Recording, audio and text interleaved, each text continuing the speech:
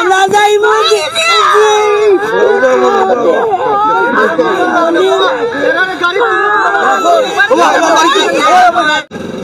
ভয়াবহ সড়ক দুর্ঘটনা ঢাকা সিলেট মহাসড়ক ওসমানীনগর উপজেলার ব্রাহ্মণগ্রাম আলমাইদা কমিউনিটি সেন্টারের ঠিক সংলগ্নে রোগীবাহী একটি অ্যাম্বুলেন্সের নিচে একটি মোটরসাইকেল এই মুহূর্তে ঢুকে একজনের অবস্থা আশঙ্কাজনক অবস্থায় তাকে উদ্ধার করে উসমানী মেডিকেল কলেজ হাসপাতালে নিয়ে যাওয়া হয়েছে। নিচে আমাই গেছিল একবারে তোলে আমাই গেছিল দর্শক, এই গাড়ির নিচে একবারে নিচে নোয়ার নিচে আমাই গেছিল এই মোটরসাইকেলটা। তো তান্ডে আপনারা দেখছেন নি যারে উদ্ধার করছেন? আমরা তান্ডের নগদ দিয়ে গেছেন কি তাইনো ফুয়াসলা লগে তাইনো হুশ নাই তান্ডে জিনা জিনা আরো দর্শকে কইছে যে তাইনো হুশ নাই তান্ডে লইয়া গেছে যত যে ফঙ্কি এ আমার বাতিজা। আমরা গেছে খবর গেছে ওখান থেকে বলে আমার বাতিজা একটা ফোন কইরা কইছে পয়লা কইছে মাস্টারের কথা বিএসসি স্যারের কথা। আমরা কইছি না বিএসসি স্যার না, মনে হয় আমার বাতিজা ফঙ্কি গেছে। তো ফঙ্কির একটা বাচ্চা লগে তার ও সন্ধ্যার সময় আইছে, তারপরে আমরা খবর পাইছি অ্যাক্সিডেন্ট করছে। ও ওখানে আইছে, ওখানে আইয়া সেও কয় পেটাটাইছ, সেও কয় উসমানী। ওখানে আর খবরটা পাইছি গ্রাম হইল সাতলপাড়, তাই না তার বাড়ি হইলো গ্রাম হইলো সাতলপাড়। আচ্ছা দর্শক, সাতলপাড়ার ফঙ্কি মিয়া ভাই তাই নেই মোটরসাইকেলে হয়তো গলাবাজার আওয়ার পথে আর নাইলে যাওয়ার পথে দুইটা থেকে একটু হইব। তো বিশেষ করে তার পরিবারের মানুষও এখানে আইসেন, আমরা দেখতাম পারলাম। আমরা একটু দেখাইমো আপনারা, তার পরিবারের আত্মীয় স্বজন আইসেন, খুব অবস্থা খারাপ হওয়াতে ঢাকা সিলেট মহাসড়ক আমরা যাইব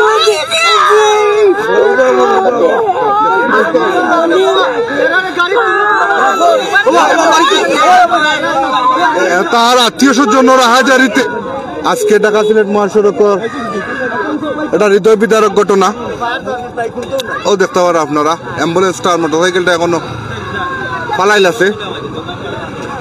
ও দেখ, যারা দেখরা আপনারা অবশ্যই অবশ্যই শেয়ার করুকা, শেয়ার করিয়া দেশে বিদেশে সকলটা দেখার সুযোগ করিয়া দোকা।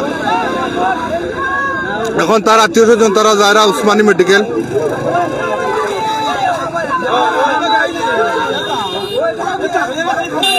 সম্ভবত যে মানুষটা মোটরসাইকেল অ্যাক্সিডেন্ট করে আহত হয়েছেন তার খালা সম্পর্কে যেটা আমরা জানতাম পারছি।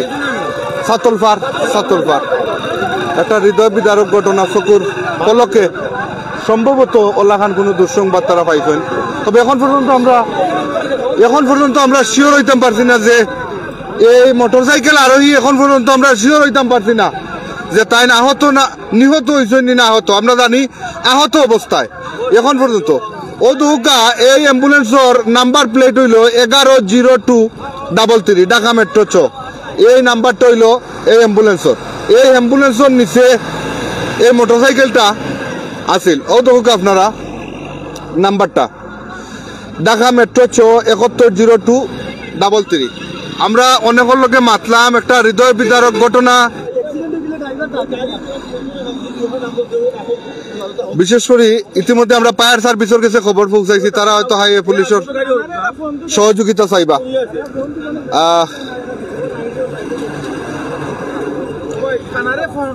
আমরা খবর হয়েছে, আমি আপনার লোকে একটু মাতি যে মানুষটা মোটরসাইকেলের অ্যাক্সিডেন্ট করিয়া হসপিটাল আছেন, তাইনোর কোনো খবর আপনারা এই মুহূর্তে পাইলেন? তানোর এই মুহূর্তে এটা খবর পাইছি তাইনোর দম গেছে কি, এটা সঠিক কারণ হইতে পারলাম না, খালি এটা খবর পাইছি যে রাস্তাতে দম গেছে কি, অতটুকু খবর পাইছি একটা।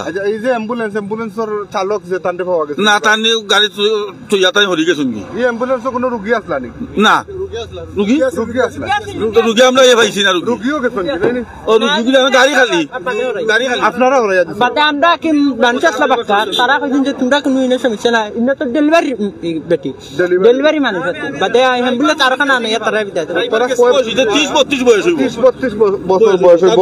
সাতলপাড়ার ফঙ্কি ভাই বিশেষ করে মোটরসাইকেল দুর্ঘটনা করছেন অ্যাম্বুলেন্সের লগে করিয়া, খুব আহত অবস্থায় তান্ডে উদ্ধার করিয়া আশঙ্কাজনক অবস্থায় তান্ডে উসমানী মেডিকেল কলেজ হাসপাতালও পাঠানো হয়েছে চিকিৎসাধীন অবস্থায়।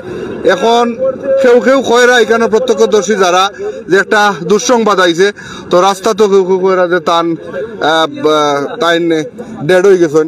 তো আসলে এখন পর্যন্ত আমরা আইন শৃঙ্খলা বাহিনী বা প্রশাসনের কোনো কর্তৃপক্ষ আমরা এখানে না থাকায় আমরা এখন পর্যন্ত ক্লিয়ার করি আপনারা কইতাম পারো আমরা জেনে আসলে ফঙ্কি মিয়া জীবিত না মৃত।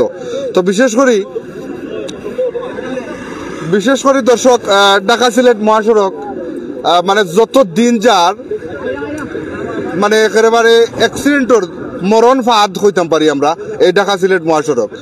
মাত্র কিছুদিন আগে একটা দুর্ঘটনা ঘটছে, একটা তাজা প্রাণ এই মোটরসাইকেল এনা বাসন নিচে পড়িয়া তাজা প্রাণ গেছে।